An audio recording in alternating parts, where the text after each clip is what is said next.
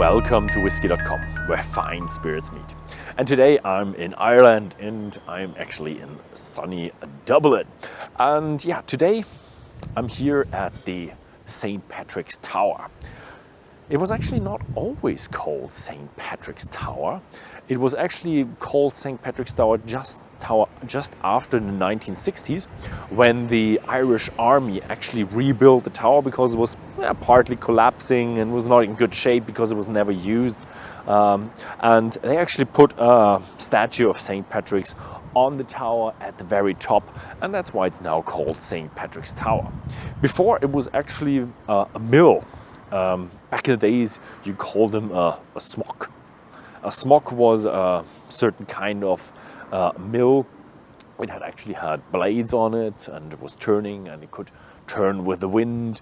And it was built in 1757, and yeah, so it was the biggest smock in Europe.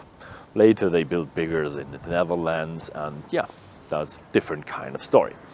Back in the days, it was a mill, not just for a farm, but actually for a distillery. So here on these grounds was a farm from, it was called Roe Co. from, George Roe. And he was making whiskey here, and that's what we're going to explore here, and I'm going to tell you about that later. But let me tell you a little bit about what the new Roe Co. is inspired here with that tower.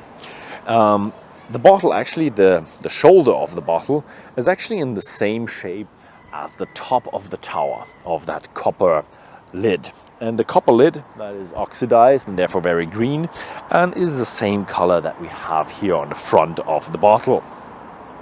Then also, the bottle is not cylindrical, it's actually conical. The same conical shape as the conical shape of the smock. And the last secret that I have here with the bottle is the bottom. Have you ever had a Roe Co bottle? Look at the bottom. There is a pear shape here. And the pear shape actually symbolizes this tree. And you can find the tower and the pear tree at the bottom of the bottle and front here as well.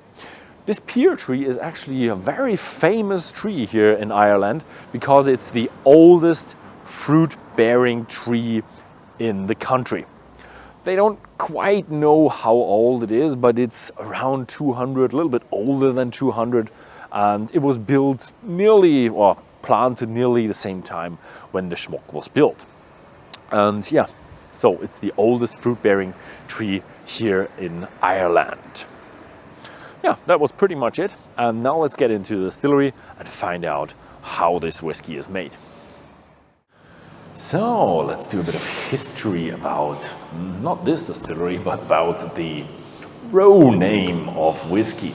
We have in 1757, there was a new distillery being built here, not quite here, but a few yards down, called the Peter Roe Distillery. It actually wasn't Peter Roe because usually a distillery is named after the town or the city it's in, but as Dublin had about 30 distilleries around that time, they couldn't all be called Dublin Distillery. So they actually named after the name. So this was John's Road or John's Lane Distillery back in the days, and it was a small farm distillery. And the story continues. The distillery grew, and there was a bit of a problem for the Irish whiskey industry in 1830. There was the invention of the column still, and the Dublin distilleries were not fond of this column still, so they thought, it's really good to distill your whiskey on a pot still, otherwise it's not whiskey. So they actually changed the name from whiskey to whiskey. And the problem was, back in the days, the whiskey was really, they went for cheap. People didn't have much money. And that's why they had a bit of price pressure in the market. After Peter, George took over the company, and he actually founded then George Roe Co. He actually didn't just inherit that distillery, but another two distilleries that are pretty unknown around this area. And he kind of put them together into one company, bought the land in between the distilleries, and built a really big distillery complex of many distilleries, and modernized it and really jazzed it up and made it bigger. Still not the zenith or the peak of this company, but it grew. He didn't have any sons, so he actually gave his company to his two nephews, Henry and George Roe Jr. And they actually had this emblem of virtue and valor. The peak of the Roe Co, George Roe Co Distillery, was in 1887, and they actually produced 2,000 gallons of whiskey. Be careful for all you American guys out there, these are not US gallons, these are UK gallons that are 3.5 liters and not 4.5 liters. So that's a bit less in American gallons. It's around 9,000 liters. So they had a huge land, they had huge production, and they were the largest distillery in Europe. But that was actually the peak of what would become from the George Roe and Co. And they had international pressure of the column still, and more production all over the world. And then around the change of the century, in 1900 there was the First World War. There was the Prohibition just after the First World War, which was really hard for the Irish whiskey industry. And then we had 1920, we had the Irish independence, and that put pressure on the trading and export markets, as they were the biggest exporter. They got really hit hard by these economic changes in the Irish exporting business. So they had to close down and close down and close down. And actually in 1923, they actually liquidated the company and said, okay, we give up. This is the end for the George Roe and Co Distillery Company. So this was the end. And then in 2010, they actually thought about a new vision of a new whiskey from Dublin. So they experimented a bit, thought about it, planned, and then in 2017 they started building here in the old buildings here, and in 2019 they actually started the production of the new Roe and Co whiskey that we know today, and let's see how they do that. The production hall here at Roe & Co is the old main power station for the Guinness brewery. And it has been decommissioned, no generators here anymore, and now here's the distillery. But it's a very nice place because you can have all your production equipment in one place. You can walk around from one production station to another without going through any doors and being cramped or anything. So it's perfect for distilling whiskey. We start off with the Mashtun down here. It's a mash tun that produces 14,000 liters of mash with about 3 tons of grist, and they can produce their single malt all by themselves. So they have a malt mill down at the very bottom, and they can feed the mash tun with it and just buy the normal malt that the brewery or all the other stuff around here, all the other distilleries around here use as well. But they can actually do mash bills. They can use unmalted grain, or they can use rye malted, but they can actually not mill it because their mill is not suited for that. But they still do experimenting with pre-milled other grains or other malts, and they really have the capacity and the possibility here at Roe & Co to do that. Below here you see 2 of the 6 washbacks from Roe & Co. They are made from Oregon pine, so they are all wooden, and they are filled with 14,000 liters. And the fermentation here at Roe & Co is, let's say, one of the specialities of Roe & Co, because they have 2 kinds of fermentation. Then one of them is about 50 to 70 hours of fermentation, and the other one is 120 hours. One of the longest fermentations I have ever known in the whiskey industry. The 50 to 70 hours is normal. yeah, it's even a bit longer than normal, and already it should be pretty fruity. If you have 120 hours, it's extremely fruity. It's tropical fruits, maybe sometimes even a bit grassy, herby, some kind in that direction. But here they tell me they're really looking for that tropical fruitiness. That fruitiness is what they want to have. After these, the fermentation duration, we have about 8.5% ABV, and that is then pumped off into the wash still.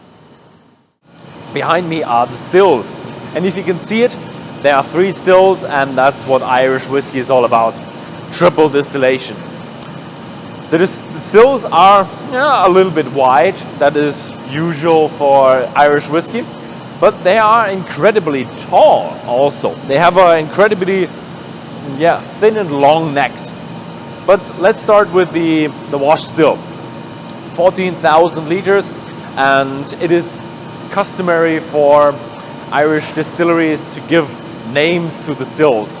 Usually names of people, but here at the Roe Co Distillery they're a bit different. They gave them concepts. And the first one, the wash still, is called Vision. It's for the vision of the distillery, the vision for the whiskey, how the whiskey is made. Normal distillery, 14,000 liters, Shellum tube condenser. And the next one is the special still here, because it's a still made from an old tankery still. Not everything. They just found an old tankery still covered in dirt and covered in debris, and they really renovated it really good. And it's the part from after the first reflux bowl. There are some bolts and some flanges on the side, and up to over the second reflux bowl to the connection to the neck. That is what they rejuvenated from the old tankery still. And that's probably the reason why this still has 2 reflux bowls. And tall still, 2 reflux bowls, good separation of alcohol, very fine spirit. The last one, 4,000 liters. The second one is called Virtue, and the last one is called Valor. Virtue and Valor were the motto of the slogan of the old George Roe Distillery. So that's why they called it Virtue and Valor. The last one is pretty small, very tall, good separation of alcohol, gives you a fine spirit. And that's actually what the distillery wants to have. They want to have a very good distilled whiskey. They say precisely distilled, very fruity with a ginger character to it. So that is what the distillery is looking for. Below there you see a spirit safe. That spirit safe is actually also rejuvenated. That is rejuvenated from the Tinninich distillery. So that has been used before, and it's nice because you can have a bit of eco-friendliness by rejuvenating, not building everything new, also saving some money. And with all the systems here in place, they are pretty modern, with the spirit safe all being put onto the computer. Then you can actually switch from triple distillation actually to double distillation. So you take this the wash still and split it off in the next 2 stills and do a double distillation. For their normal single malt, they actually only do triple distillation. And what they also do is what I mentioned during the fermentation. They have 2 washes, 2 different fermented mash, and they actually distill them in batches through everything and collect them in separate tanks, and then they mix it in a special recipe for maturation. So the 2 different washes are then mixed before you put them into casks. At some point of time they didn't have enough from this and that, so they actually put something else in the cask, but they marked it clearly, and that is prone to be a limited edition.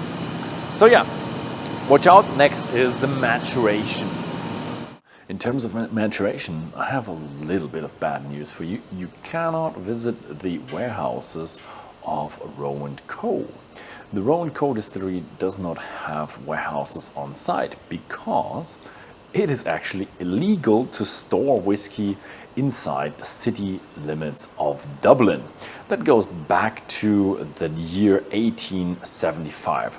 There was a huge fire within the city of Dublin, a huge fire of whiskey warehouses, and tons of these warehouses broke and the city would burn. But it was actually not a big fire. It didn't spread to any residential areas, so there were no people dying because of the fire. But people said there were 6 inches of whiskey, so it's about that deep of whiskey flowing through the streets. And there were actually people taking jugs and bottles and whatever they could find and bottling these whiskeys and taking it home. But back in the days, the whiskey was not as good, so 13 people died of alcohol poisoning. That's what they said. Don't know, maybe the story got lost in time a bit. So anyways, it is illegal to store whiskey within the city limits of Dublin. So actually the stuff that gets made here, the new make spirit, is actually transported out of the distillery, then filled mostly into first fill and refill bourbon or American oak casks and stored in different warehouses around the countryside of Ireland. So why are they doing mostly first fill and refill American oak casks? That's because they are really proud of what they do with the spirit. So the vision of the Roe Co was to produce a really nice spirit, and as I told you, with a fermentation 120 hours of fermentation gives you so many nice fruity, tropical fruity characters, and you don't want to overwhelm that with, let's say, a PX cask or something really fancy that gives you tons of other flavors, and then you get lost into these other flavors and don't feel the distillery character. So that's what they do at Roe Co. They take the normal American first fill and refill casks, and then you get the spirit of this distillery much more closely. Behind me are 2 casks at the distillery, and they are kind of special casks. That's what they do at the distillery. You can only get these casks at the distillery, and also for a limited time, because if the cask's out, then it's out. So you can actually get a bottle yourself, fill it up here, and take it home with you. So now we're gonna try this, actually the spirit that we talked about all that time now. So I'm standing here with Colin Martins. You're here the assistant experience manager here at the distillery. Thank you very much for having us. You're 7 years with experience in the whiskey industry, so you know your way around the Irish whiskey and also a bit of Scotch, huh? Yeah, certainly. So thank you so much for joining us here at Roe Co. We're delighted to have you. So I've been in the industry for kind of 7 years. I've been working in bars for a very long time, but I really got into whiskey and kind of, really started to explore it living in Scotland. So I did get to grips with Scottish whiskey a little bit before I really understood Irish whiskey so well, but it gave me a fantastic opportunity to understand the scale of whiskey globally and where Ireland kind of sat within that. So it was a fantastic opportunity and a great city to learn and live in. Yeah, I really do love the whiskey business or industry in whole, because it has so many facets and so many nuances and so much in so many different ways. And you've set up something really new with Roe Co. So what is the vision or the idea behind Roe Co? Yeah, so we were really lucky that we're part of this renaissance of not just Irish whiskey, but Dublin whiskey. And a few years ago, you couldn't do what we're doing here. Now there's such a culture of people wanting to explore whiskey in Ireland. And at the very core of that is Roe Co as a brand and the reason that it exists. And it was the brainchild of Caroline Martin, who was our master blender. And she came up with Roe Co 106, which is our core blend. At the heart of it was an idea that it needed to be a whiskey that didn't challenge what was there in the market, but just gave a different perspective on what Irish whiskey could be. And even maybe through that, who could engage with and really enjoy Irish whiskey. So first and foremost was the idea of the flavour profile. So Caroline wanted to create something that was Very approachable without being too simple, something that had a lovely complexity, but would invite people into tasting whiskey, not just neat, but also mixed, allowing people to play around with Irish whiskey and how they could taste and introduce themselves to Irish whiskey. So at the core of that was that lovely orchard fruit driven flavor profile, light, beautiful kind of brightness in terms of how it tastes on the palate, but also mixability. So looking at how could you invite people into Irish whiskey through many different avenues. And one of those was cocktails. In order to achieve that, Caroline, being a Scotswoman, had amazing understanding of Scottish whiskey and decades in the industry blending and creating flavor. But once she engaged with Irish whiskey, she had to kind of learn things again a little bit. So one of the things that she had to do was test blends over and over and over. By the time she came to the final blend, the one that we have in our bottle now, that was go 106. So we call it Roe Co 106 here. It doesn't say it on the label, but it's how we know it very fondly.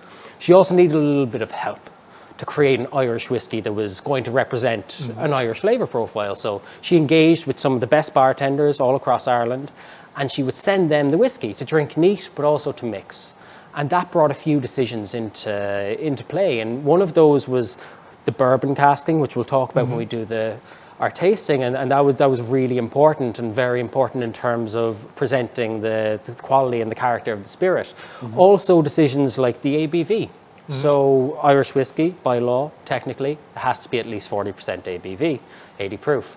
But she found and they found, collaborating together, that there was a sweet point where it would mix and still keep its clarity of flavour in a mixed drink, and that was 45% ABV.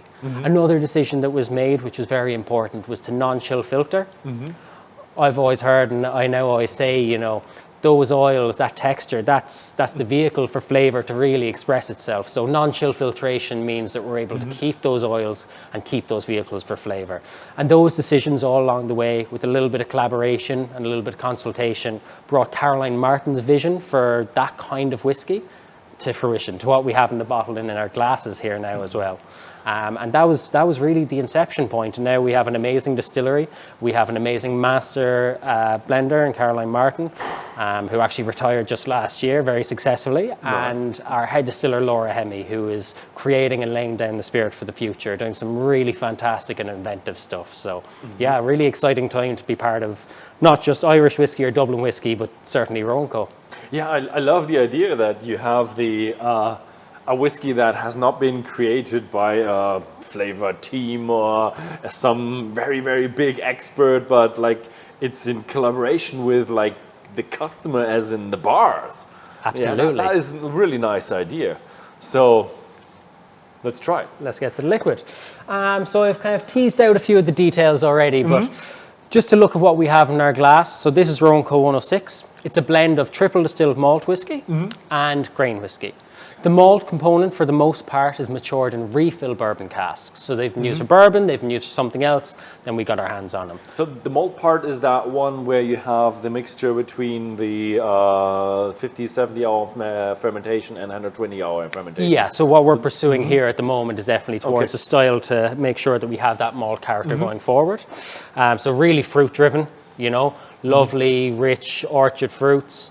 Coming off the still, that kind of a spirit is going to be really bright and green. Once it spends some time in the casks, and once you bring it down to that bottling strength, it turns into a little bit more kind of stewed fruits, you know, like a tart tartan, that kind of thing. And as I mentioned, we're using refill bourbon casks, so we're allowing the spirit character shine through. You know, we're not using an overly active cask that might overshadow some of the inherent flavour. We are then blending that with grain whiskey, a beautiful light grain whiskey, really a fantastic vehicle for flavour. So we're going to put that in a cask that's a little bit more active. That's a first fill bourbon cask, and from that we are just getting loads of vanillas, a little bit of wood spice, you know, a real delicacy, but lovely textural mouthfeel. And we bring those together. We bring it to 45% ABV, and really, if you taste those two things separately, they're both gorgeous. But this is really greater than the sum of its parts in terms of you can taste those two things, and you can definitely, when you taste the blend, see the influences of both. But there's like there's a third characteristic. That's the quality of the blend rather than just the ingredients that go into it. Okay. So, firstly, I think it's always very important to see what does it look like? We drink with our eyes first, you know, and you give that a little bit of a swirl, and you'll see there the legs are, in Ireland as we call them, tears coming down. The anticipation of that lovely mouthfeel is already in our minds. Then on the nose. Yeah, it already, if you even have it at that distance, you can even feel a little bit of that, what you said, stewed fruit. Definitely, that fruitiness is just a very round, maybe pears, yes, but also a very, very, very red apple. Yeah, definitely, like apple skins. That kind of oxidizing kind of tannin, definitely. And that's one of the flavors that we definitely play around with when we do end up mixing it. And then I always think, you know, often from bourbon casks, especially with the char, and depending on how recently they've been used for anything else, but you'll get those rich caramels. For me, there's a little bit more delicacy in this. It's more like, you know, like spun sugar, you know, a little bit lighter than a very rich caramel, but definitely those kind of toffee tones coming through. If you stick your nose in more deeply, then you have more of that sweetness, caramel. Yeah. If the more distance you have, the more of a fresh fruity, then comes the ripe fruity, the stewed fruity, the caramel in there. Yeah, it's now lovely blended, built up as a whiskey. Right. And then obviously we need to see, does what's on the palate, does it speak to what we've got on the nose? And for me, it definitely does. Just going to give it a wee little ship.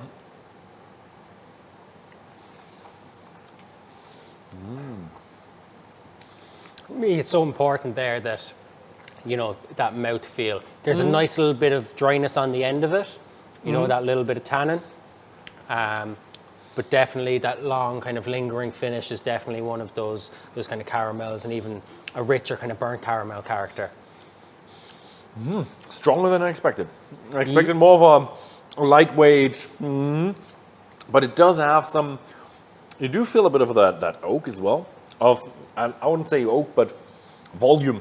Yeah. As in it has texture around your mouth, and it does have a good amount of fruitiness. Yeah, a good amount of fruit, and definitely on the palate for me, you start to get, you know, and maybe it's the bourbon cask influence or that little bit of, you know, rancio, that kind of wet leaf character coming through, you know, that kind of decomposing leaf autumnal thing that you get with you know that character, that sickly sweetness.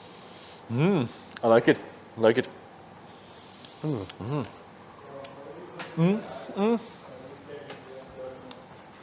45 is good strength. It gives you more kick to it than the 40, but it's not as demanding, I would say. Yeah, it's like I think there were a lot of whiskeys with 46 going on around, and this is a bit lighter than the 46, but I do love it. So I've heard a lot about the rejuvenation of rye whiskey as it comes with for the mixing and all that kind of stuff. Rye is one of the really hefty ingredients for mixing. So what was the story, or why an Irish whiskey for mixing? That's a really good question, and I think when we think about whiskey cocktails, we think about them in a very narrow context, and that context is usually really influenced by where did the cocktails come from, you know, and what were people using. And originally it would have been rye whiskey, you know, more predominant in America, where cocktail culture really kicked off.